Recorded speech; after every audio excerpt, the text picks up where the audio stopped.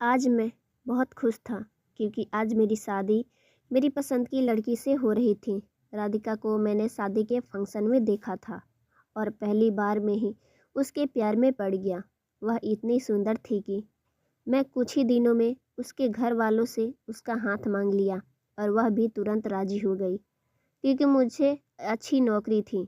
3 महीने के लंबे इंतज़ार के बाद आज मेरी और राधिका की शादी हुई और आज वह मेरे साथ थी और उसकी मीठी आवाज़ सुनी थी जिसका लंबा इंतज़ार हो रहा था। मेरा प्यार उसके लिए उतना ही बढ़ता जा रहा था। वह 22 साल की खूबसूरत लड़की थी और मैं भी 26 साल का सुंदर नौजवान लड़का था। राधिका मेरी माँ की सहेली की बेटी थी, इसलिए मुझे उसके बारे में ज़्यादा कुछ पता करने की कोई ज़रूरत नहीं थी। आज मेरा इंतज़ार ख़त्म होगा और वह मेरी पत्नी के रूप में मेरे कमरे में बैठी थी। मैं यही सोच रहा था कि कमरे में वह मेरा इंतज़ार कर रही होगी। उसे दुल्हन के जोड़े में देखने के लिए बहुत घबराहट हो रहा था। मैं कमरे में जाकर उसके पास बैठ गया और मैंने उसका हाथ अपने हाथों में लिया, पर उसने तुरंत अपना हाथ खींच लिया। मैं तुम्हारा बहुत ख्याल रखूँगा और तुमसे इतना प्यार करूँगा कि जितना आज तक किसी ने किसी से नहीं किया होगा। वह इतनी सुंदर लग रही थी कि मानो कोई स्वर्ग की अप्सरा मेरे सामने बैठी हो। मैं खुद को बहुत खुशकिस्मत समझ रहा था। मैं उसकी तरफ देखे जा रहा था, पर उसके चेहरे पर जरा सी भी हंसी नज़र नहीं आ रही थी। उल्टा लग रहा था कि वह रो रही हो। मैं उसके करीब जाने की कोशिश कर रहा था। इतने में उसने कहा कि उसके पेट में बहुत दर्द हो रहा है।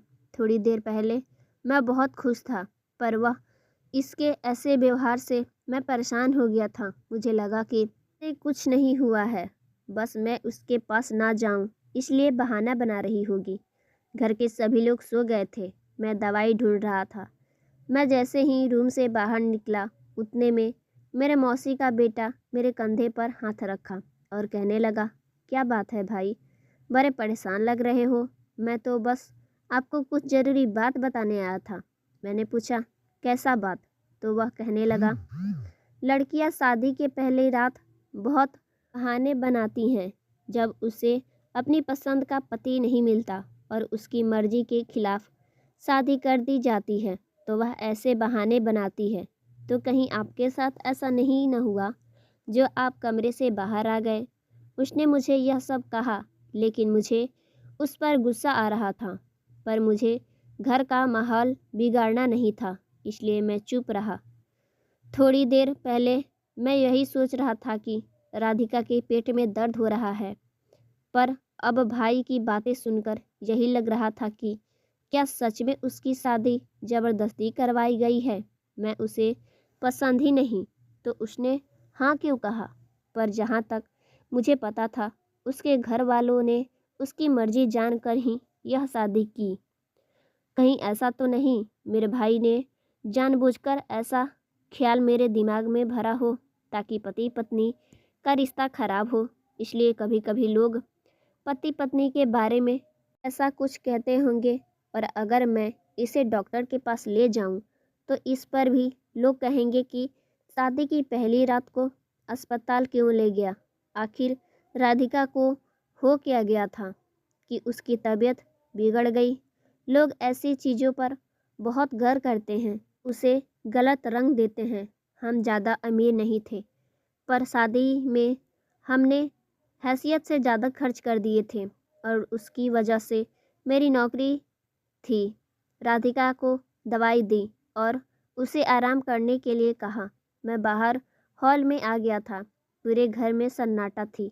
मैं सोफे पर बैठ गया और सब कुछ सोचते सोचते पता नहीं कब आंख लग गई। माँ की आवाज़ से मेरी आंख खुली। माँ ने पूछा, बेटा तू इतनी सुबह यहाँ क्या कर रहा है?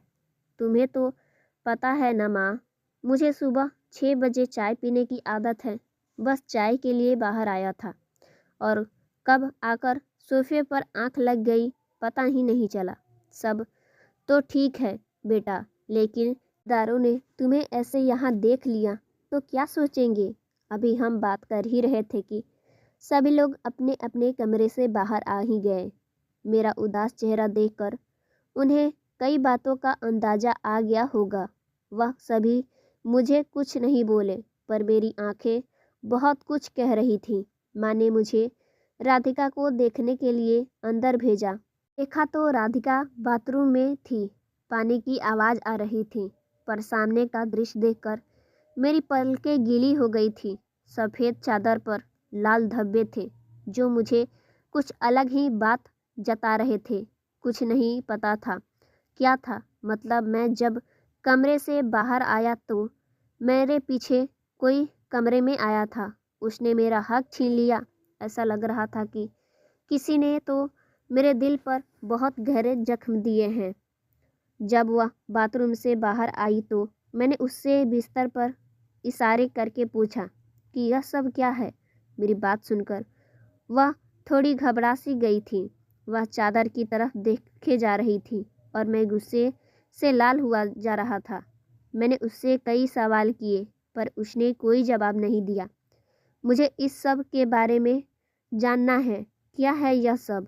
साफ साफ बताओ, वरना मैं तुम्हें मायके छोड़ आऊँगा और तुम्हें तलाक दे दूँगा। यह सुने तो वह घबरा गई और बोली कि मुझे सिर्फ 3 महीने का समय दो, मैं तुम्हें सब कुछ बता दूँगी। बस अभी तक कुछ मत पूछना, वरना बहुत बुरा हो जाएगा। मुझे उसकी बातों पर विश्वास नहीं हो रहा था। लग रहा था जैसे वह कोई बहाना बना रही हो। मैंने कहा कि मुझे मेरे सवालों के जवाब चाहिए। तुमने मुझे अपने पास नहीं आने दिया, और फिर यह दाग, मेरे प्यार के खातिर तुमने शादी की और प्यार में इतना अंधा हो गया था कि तुम्हारे बारे में कुछ भी पता नहीं किया। पर अब लग रहा है कि तुमसे शादी करके मैं बहुत बड़ी गलती कर दी। तुम मुझे अभी बताओ, मैं 3 महीने इंतज़ार नहीं कर सकता। घर में किसी को कुछ पता ना चले, इसलिए मैं धीरे पर गुस्से से ही बोल रहा था। मैं नहीं चाहता था कि यह बात कमरे से बाहर जाए। मैं ऐसा व्यक्ति था जो मौत के बाद भी अपना रहस्य किसी को शायद नहीं बताऊं। मेरा गुस्सा देखकर राधिका बहुत डर गई और रोने लगी। उसे रोता देख मुझे बुरा लग रहा था। चाहे कुछ भी हो, पर वह मेरा पहला प्यार है ना। पर मन में यही सवाल था कि आखिर किसने मुझसे मेरा हक छीना। क्या सोचकर मैं शादी की थी, और 2 दिन में ही मेरी पत्नी ने मुझे मेरे ही नज़रों में गिरा दिया। चेहरे से इतनी मासूमियत दिखने वाली राधिका अंदर से इतनी बुरी होगी, यह मैंने कभी नहीं सोचा था। इसी वक्त मेरी नज़र टेबल पर रखी उस घड़ी पर पड़ा, जो घड़ी मेरे भाई का था। क्या कहीं यह काम मेरे भाई का तो नहीं? मेरा भाई का पहले से ही ऐसा स्वभाव था कि महीने में 3-4 लड़कियों से संबंध रखना।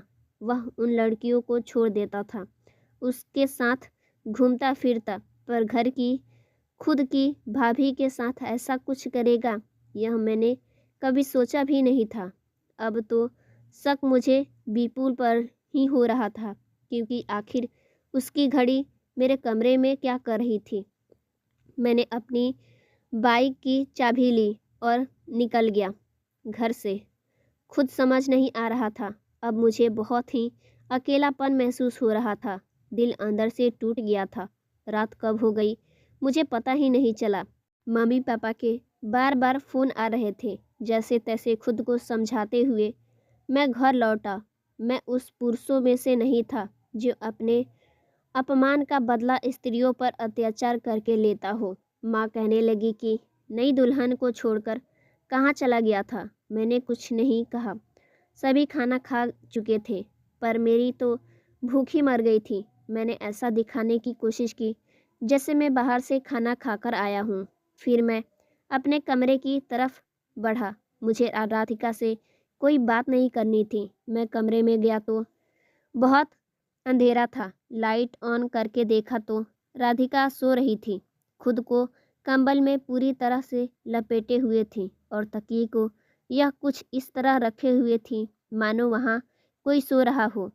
जो मैं जैसे ही उसके पास गया तो वह हड़बड़ा कर उठी थी और कहने लगी, आपको कुछ चाहिए? मैंने कहा नहीं, मुझे तकिया चाहिए था। जो वह मुझे तकिया मेरे तरफ बढ़ा दी, वह मुझे उसके बारे में गलत सोचने के लिए मजबूर ही कर रही थी।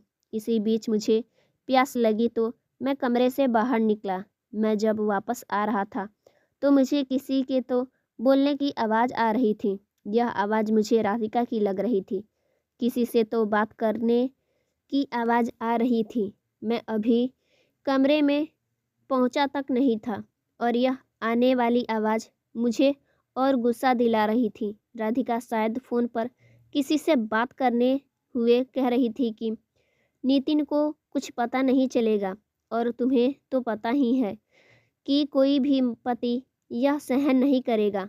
अगर उसे सच पता चल गया तो वह मेरी जान ही ले लेगा। कल रात मैंने उसे जैसे तैसे अपने से दूर रखा। वह और भी बहुत कुछ बोल रही थी, लेकिन मेरे कानों को वह सुनने की हिम्मत ही नहीं थी। तुमने मुझे धोखा दिया राधिका।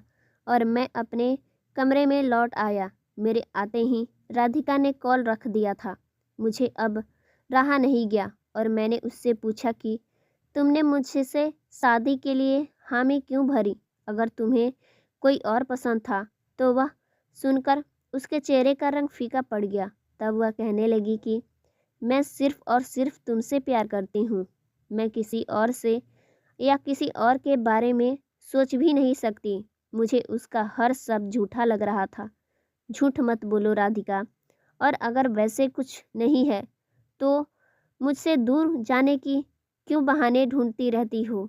तब वह बोली कि मैं तुम्हें अभी कुछ नहीं बता सकती।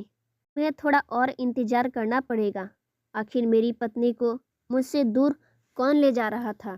मैं अंदर ही अंदर जल भुन रहा था, पर फिर भी घर में कोई तमाशा ना हो इसलिए मैं चुपचाप बेड पर किनारे लेट गया।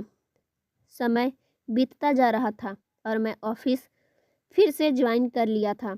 मेरा अपने परिवार वालों के सामने उनके लिए नज़रिया अच्छा था।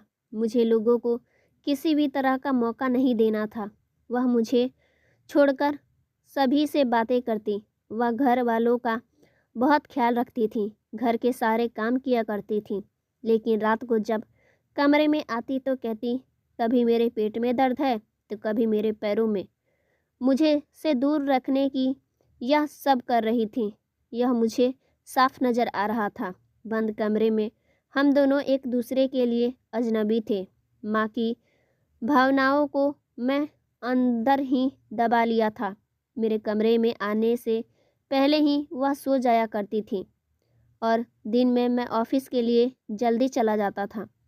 एक दिन मैं ऑफिस के लिए जल्दी चला गया। 2 घंटे पहले ही चला गया था, इसलिए जल्दी आ गया था।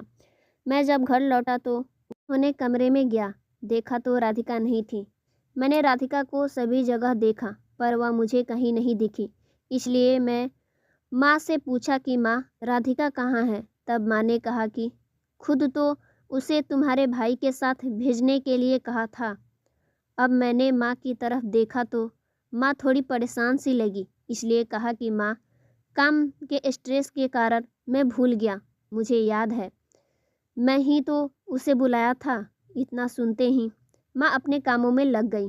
इसका मतलब मेरी पत्नी मेरे भाई के साथ यह घर छोड़कर चली गई। माँ मेरे कमरे में चाय लेकर आई थी। 1 घंटे से ज़्यादा का वक्त बीत गया था और अभी तक दोनों लौट के नहीं आए थे। थोड़ी देर बाद रूम का दरवाज़ा खुला। राधिका थी। मुझे देखते ही वह हैरान हो गई और कहने लगी कि मेरी तबीयत ठीक नहीं थी, इसलिए आपके भाई के साथ डॉक्टर के पास गई थी। यह सुनकर पता नहीं क्यों पर मुझे कुछ ज़्यादा फर्क नहीं पड़ा, पर वह मुझसे झूठ बोल रही थी। यह वजह से मेरा शक और गहरा होता जा रहा था। फ़ोन टेबल पे रखी और बाथरूम में चली गई। तभी मेरी नज़र उसके फ़ोन पे पड़ी। मैं उसका फ़ोन उठाया और कॉल रिकॉर्डिंग चेक किया और देखा तो उसमें उस समय उसकी बहन का नंबर था। मैंने वही नंबर डायल किया तो सामने से एक मर्द आवाज़ आई। मैंने वह मर्द की आवाज़ सुन के मेरे शरीर में तो मानो बिजली सी दौड़ गई हो। वह आवाज़ मेरे लिए पूरी तरह अनजान थी। आवाज़ मेरे भाई की थी, ना ही मेरे साली की थी। मुझे अपने गुस्से पर काबू नहीं हो रहा था। तभी उसकी आवाज़ बाथरूम से आवाज़ आई तो मैं झट से फ़ोन टेबल पे रख दिया, पर जल्दी जल्दी में वह मेरे हाथ से छूट गया और फ़ोन नीचे गिर गया। फ़ोन के डिस्प्ले टूट गई थी। मुझे देखकर बोली, क्या हुआ? इतने गुस्से में क्यों लग रहे हो? मुझे अब रहा नहीं गया और मैंने उसके खींच के एक थप्पड़ मार दिया और कहा, आज किसके साथ? इतना सुनते ही उसके चेहरे का रंग फीका पड़ गया था और इतने में उसे उल्टी सी आई और वह बाथरूम में चली गई। बाहर आने के बाद वह रोने लगी और हाथ जोड़कर बोली, प्लीज़ मेरे बारे में कुछ उल्टा सीधा मत सोचना। मेरे किसी के साथ कोई गलत संबंध नहीं है। और इतना कहते हुए वह बेहोश होकर ज़मीन पर गिर गई। पर उसकी ऐसी हालत देखकर मुझे उस पर दया नहीं आई। मेरे मन में सवालों का बवंडर गूंज रहा था और अब उसकी ऐसी हालत देखकर मेरे मन में यही आया कि कहीं किसी के बच्चे की माँ तो ने में मेरा भाई अंदर आया। अपनी भाभी को ऐसे देख पूछने लगा कि क्या हुआ भाभी को? क्या किया है तुमने इसके साथ? मुझे अब अपना गुस्सा कंट्रोल नहीं हो रहा था और मैंने उसे राधिका के पास से पीछे किया और कहा, तुम्हारी हिम्मत कैसी हुई मेरी पत्नी को हाथ लगाने की? और मैं राधिका को उठाकर बेड पर लेटा दिया और अस्पताल में कॉल करके एम्बुलेंस बुलाया। उसे जल्दी से अस्पताल में भर्ती कराया। रात के 11 बजे राधिका की बहन और उसका पति आया, पर उन्हें किसने बताया कि वह अस्पताल में है? मैंने तो उन्हें कॉल भी नहीं किया था। वह दोनों मेरे पास आए और बोले कि थोड़ी देर पहले ही फ़ोन आया था। जब हम घर पहुँचे तो पता चला कि राधिका अस्पताल में है।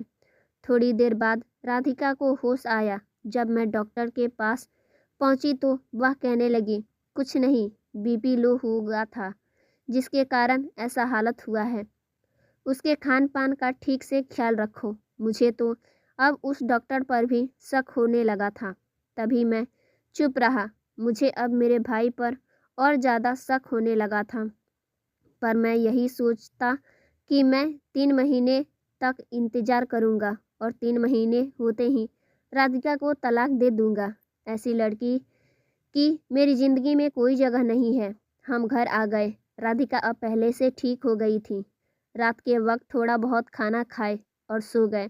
सुबह जब मैं उठकर बालकनी में बैठा चाय पी रहा था, मैंने देखा कि राधिका तैयार होकर कहीं जा रही थी। हम दोनों में बातचीत एकदम बंद थी, इसीलिए मैंने उससे कुछ नहीं पूछा और उसका पीछा करने के लिए अपनी बाइक निकाली और उसके पीछा लग गया। उसने ऑटो वाले को एक क्लिनिक के सामने रोकने के लिए कहा। मेरे अंदर तो गुस्से की भवंडर निर्माण हो रही थी। वह अंदर चली गई और थोड़ी देर बाद जब मैं अंदर गया तो वह मुझे कहीं नहीं दिखाई दी। इसलिए मैं एक डॉक्टर को अपनी पत्नी का नाम बताया तो वह मुझे एक रिपोर्ट दी और कहने लगी कि यह आपकी पत्नी की रिपोर्ट है, आप उस डॉक्टर के कैबिन में ले जाएं, वह वहीं है। रिपोर्ट देखने की तो मेरी हिम्मत नहीं थी और सीधे ही केबिन में पहुंचा। वहाँ मेरी आंखों में आंसू आ गए थे कि मैं जिसे इतना प्यार करता था, जिस पर इतना भरोसा करता था, उसी ने मेरा विश्वास तोड़ा है। वह मेरे सामने थी। अब तो तुम्हें सच पता चल ही गया ना? फिर भी मैंने कुछ नहीं कहा और उसे वह रिपोर्ट पकड़ा दी। आगे वह कहने लगी कि मुझे ऐसी बीमारी है, इस वजह से मैं अपने पति के पास नहीं जा सकती। मैं जब 13 साल की थी तब मेरी माँ इस दुनिया से चली गई। मेरे लिए मेरी बड़ी बहन ही सब कुछ थी। मैं 14 साल की हुई और मुझे पीरियड्स आना शुरू हुआ, पर जब आते थे तो रुकने का नाम ही नहीं लेते थे। डॉक्टर को दिखाया, कोई फ़ायदा नहीं हुआ। दीदी ने मुझे कई जगह दिखाया। फिर मैं 22 साल की हुई और तुम्हारा रिश्ता मेरे लिए आया। जब मैंने इस रिश्ते के लिए मना किया तो दीदी कहने लगी कि लोग अच्छे हैं, अपने मम्मी पापा अभी इस दुनिया में नहीं है, भैया भाभी के लिए तुम बोझ सी बन गई हो। क्या पता आगे चलकर वह कैसे आदमी से तुम्हारी शादी कर दे। तुम बहुत खुशकिस्मत हो कि नितिन ने खुद तेरा हाथ मांगा है। डॉक्टर को जब मैंने शादी के बारे में बताया तो उन्होंने कहा कि 3 महीने और ट्रीटमेंट ले लो, दवाई का कोर्स पूरा करो और 3 महीने तक पति को अपने पास मत आने देना, वरना इसे भी इन्फेक्शन हो सकता है। बस यही सच्चाई थी जो मैंने तुमसे छुपाई और उसके लिए मैं तुमसे माफ़ी भी मांगती हूँ कि मैं तुम्हें अंधेरे में रखा। आज जब मेरी रिपोर्ट आई है और जब कुछ नॉर्मल है तो आज मैं तुम्हें यह बात बताने वाली थी। मुझे समझ नहीं आ रहा था कि मैं आगे क्या कहूँ। मैंने अपनी पत्नी पर शक किया। मुझे खुद पे शर्म आ रही थी। मैंने राधिका से माफ़ी मांगी। राधिका ने मुझे माफ़ कर दिया। हम अपने घर आ गए और अब हम एक साथ खुशी खुशी रहते हैं। मेरी बहन के कहने पर ही राधिका ने मेरे भाई को भी सच्चाई बता दी थी, जिसकी वजह से वह अस्पताल ले जाया करता था और उसके बहन के पास कॉल किया करता था। सो फ्रेंड्स, स्टोरी अच्छी लगी हो तो वीडियो को लाइक कर दीजिएगा। चैनल पर नया है, चैनल को सब्सक्राइब जरूर कर लीजिएगा। मिलते हैं हम आपसे नेक्स्ट वीडियो में। Thanks for watching my video.